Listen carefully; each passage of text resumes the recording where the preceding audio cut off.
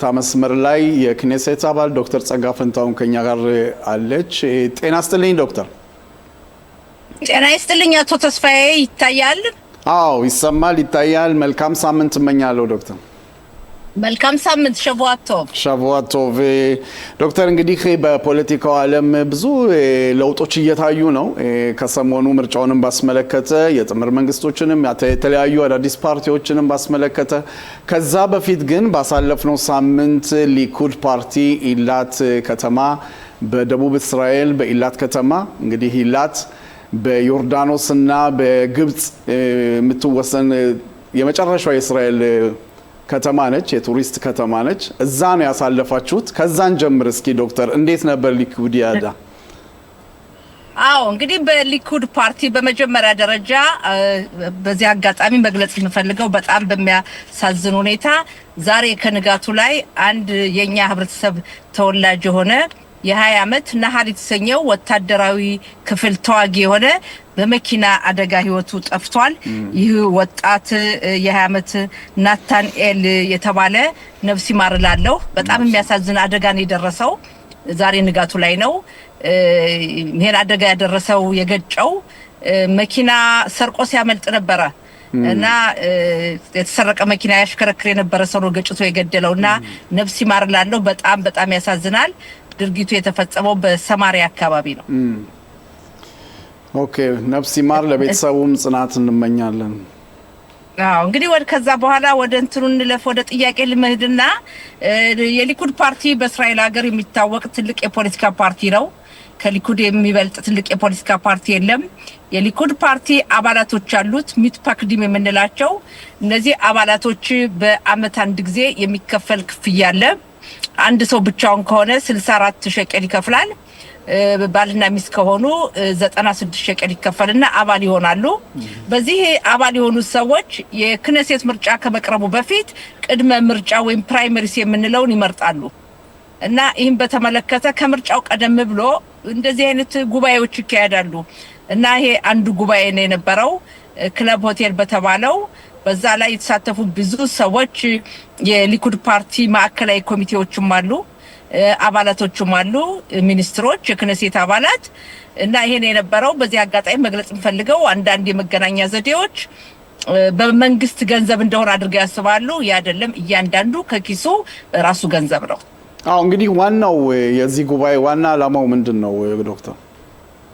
የዚህ ጉባኤ ዋና ዓላማው እንግዲህ ምርጫው እየቀረበ ነው። 4 ዓመት ሊሆን ነው። በእስራኤል ሀገር ምርጫ የሚካሄደው በየ4 ዓመቱ ነው።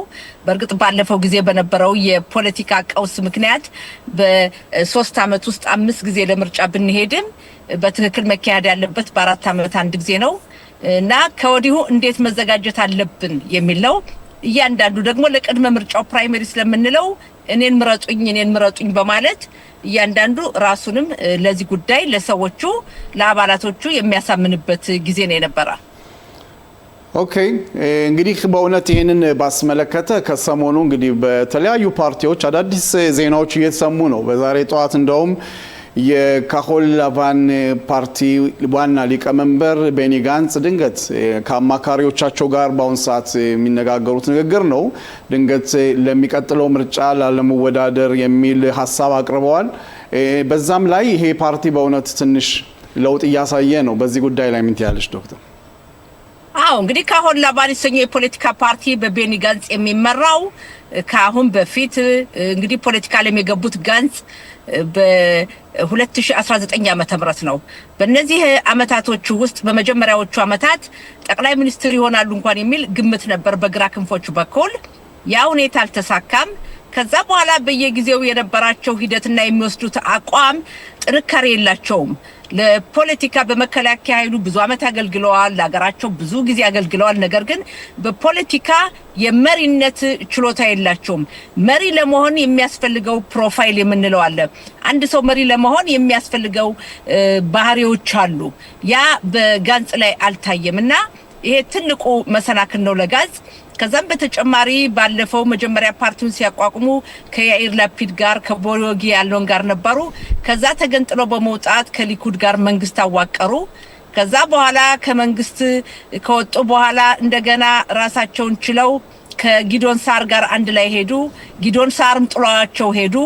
አብረው መቀጠል አልፈለጉም። ከዛ ባለፈው ጥቅምት 7 ጦርነቱ ሲመጣ ገቡ።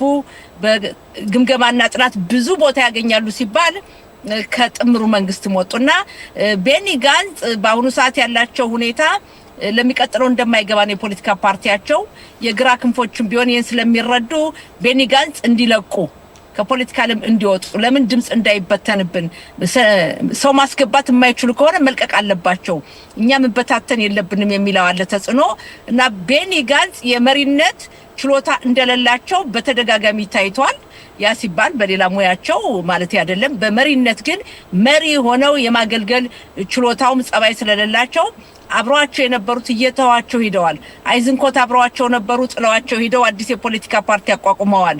ከአይዝንኮት ሲለቁ አብረው እንደማታን ካህና ሌሎችም የመሳሰሉት እየለቀቁ ሄዱ። በዛሬው ቀን ደግሞ ሂሊ ትሩፐር በጣም ቀኝ እጃቸው የሆኑት ፓርቲያችን እንደማያልፍ ስለማውቅ ይሄ ነገር እንዲሆን አልፈልግም ብለው የሚለቁ መሆናቸውን በይፋ አስታውቀዋል። እንግዲህ ቤኒ ጋንጽ የሚቀርባቸው ወይም የሚወስዱት ውሳኔ ይሆናል ብዬ የምገምተው። በግራ ክንፎችም በኩል ድጋፍ አላገኙም። ቤኒ ጋንጽን በአሁኑ ሰዓት በፖለቲካ ግራ ክንፎች ማየት አይፈልጉም። ቤኒ ጋንጽን የሚያዩቸው እንደ ደካማ መሪ ነው። ስለዚህ ይልቀቁ ይውጡ የሚል ነው ያለና በዚህ ጉዳይ ነው ያሉት። እንግዲህ ከዚህ መረዳት ይችላሉ ራሳቸው። እንግዲህ ሁኔታውን አዝማሚያውን አይተው ማልፎ ከሆነ የታወቀ የተረጋገጠ ነው። ግምገማ ጥናቶች የሚያሳዩት ካሆን ላባን የፖለቲካ ፓርቲ ጭራሹኑ በሚቀጥለው ክነሴት አሁን ባለው መግባት ስለማይችል ያለው አማራጭ ከፖለቲካ ለመውጣት መስሎ ይታየኛል። ሌላው ዶክተር የአንድነት ፓርቲ ምስረታ የኃይል ሚዛኑን ቀይሮታል የሚሉ አንዳንድ መረጃዎች እየወጡ ነው።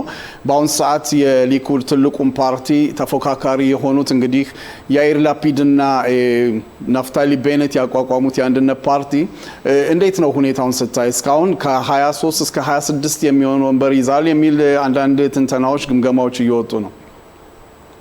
ተመልከት፣ ብዙ ጊዜ ግምገማና ጥናቶችን ስንወስድ የመጨረሻው ግምገማና ጥናት ዋናው ተጨባጭ የምርጫው ቀን ነው።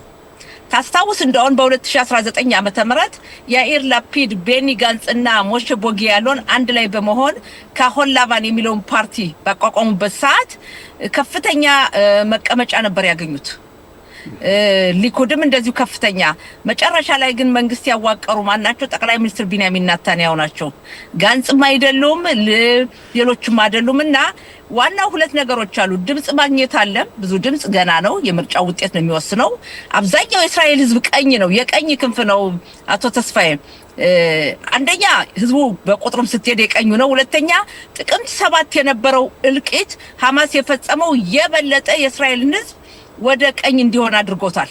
የበለጠ ጠንካራ እንዲሆን ድሮ በሰላም ያምሩ የነበሩትኝ ከፍልስጤሞች ጋር ሰላም ማድረግ አለብን ሲሉ የነበሩትኝ በአዛ አካባቢ የነበሩትን እነሱ ነው ገብተው ያረዷቸው፣ ያቃጠሏቸው፣ የጠለፏቸው እና ይሄ በሙሉ ብዙውን ሰው እኛ ጠንካራ ካልሆን የማይሆን ነገር ነው። ከፍልስጤሞች ጋር ሰላም የማይሆን ነው። ሽብር ፈጣሪዎችን መዋጋት አለብን የሚለው እየጠነከረ ስለመጣ የእስራኤል ህዝብ ቀኝ ስለሆነ የቀኝ መንግስት ይዋቀራል ብዬ ገምታለሁ። እዚህ ላይ ወደ ሌላ ርዕስ ከመሄዳችን በፊት በእውነት ይሄንን የአንድነት ፓርቲን ባስመለከተ ያኢር ላፒድና ናፍታሊ ቤኔት ምንድን ነው የሚያገናኛቸው? በርዕዮተ ዓለማቸው የተለያዩ እንግዲህ ሁሉም የራሱ የሆነ ፓርቲ ነበረው። የፓርቲዎቹም የራሱ የሆነ ዓላማ ነበረው። የሁለቱ መገናኘት ምክንያቱ ምንድን ነው ዶክተር? በመጀመሪያ ደረጃ ያኢር ላፒድ ይሄ ባይሆን ኖሮ የሚያገኙት መቀመጫውን በዝቅተኛ እንዲሆን ተረድተውታል።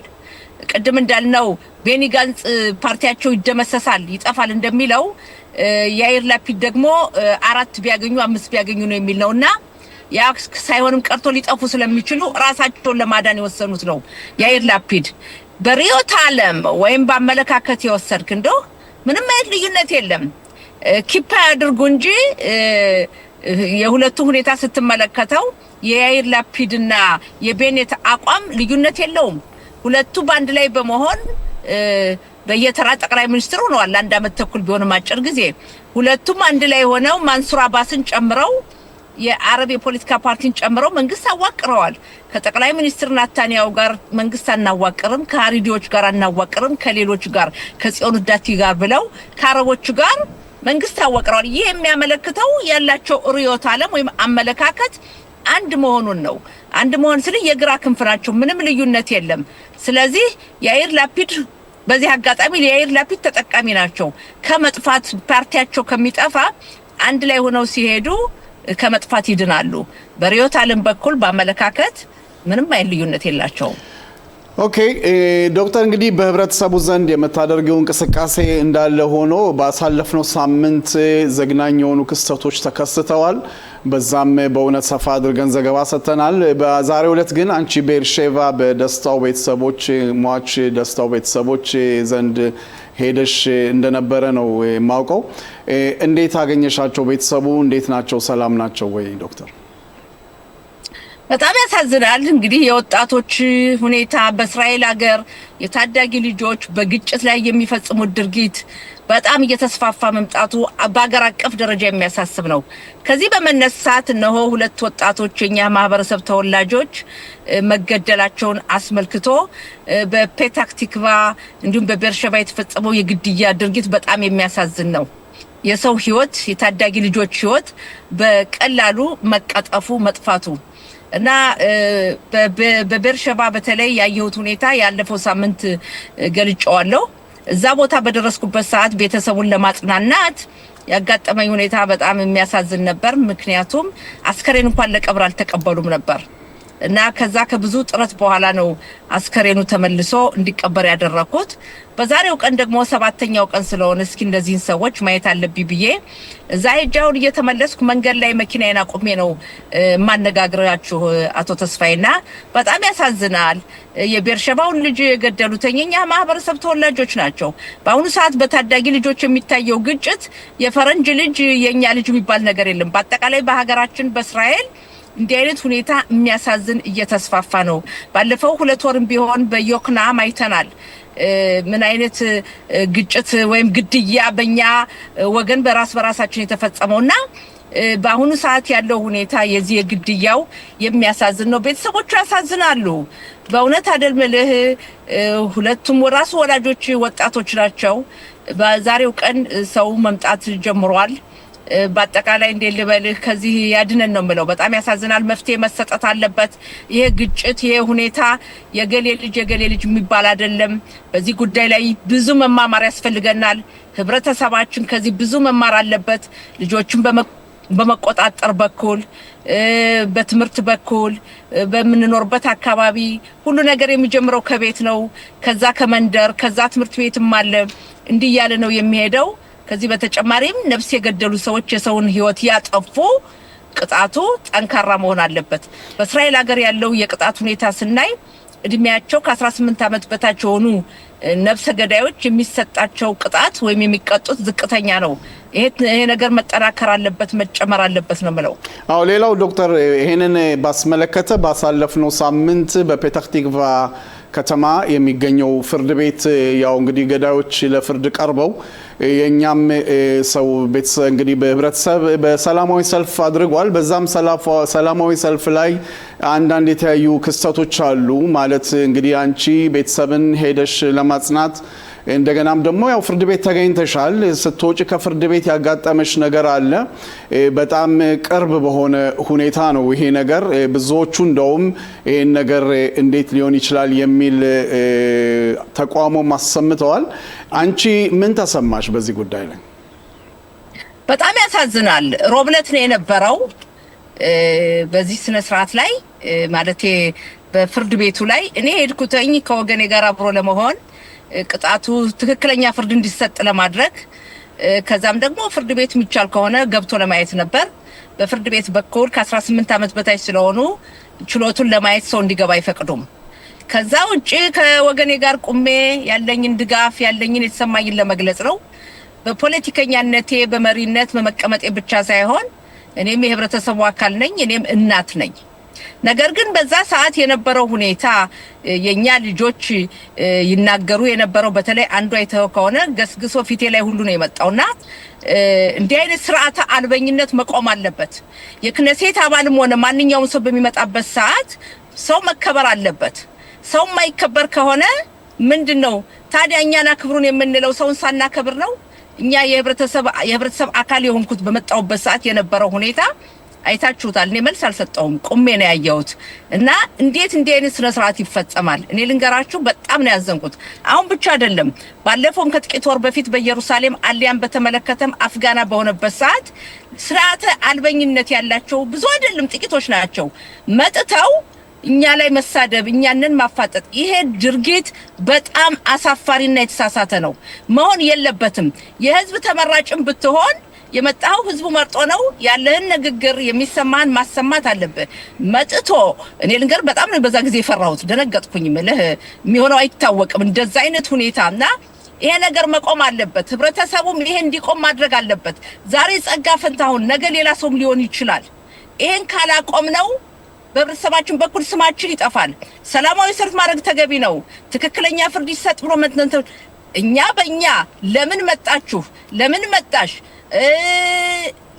የተለያየ ስሜት ያለው ሰው ገስግሶ የሚመጣ ከሆነ በጣም አደገኛ ነው ወገኖቼ። እኔ ሁለተኛ ጊዜ ሲያጋጥመኝ ነው።